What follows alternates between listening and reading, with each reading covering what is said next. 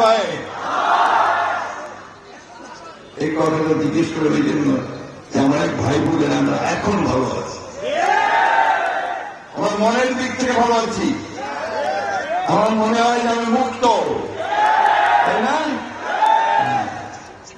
এটাই আমাদের শান্তি।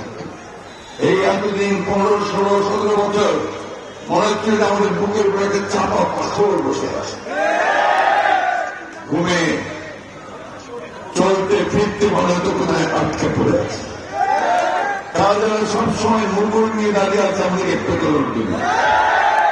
সেই অবস্থা থেকে আমরা মুক্তি পেয়েছি, তাই না বন্ধুরা? সেই ভয়ঙ্কর অহংকার, কি অহংকার, কি কথা, কি বার্তা, মনে হচ্ছে ওরা আমাদের কর্তা কর্তা বিহাতা জমিদার, আমরা সব প্রজা।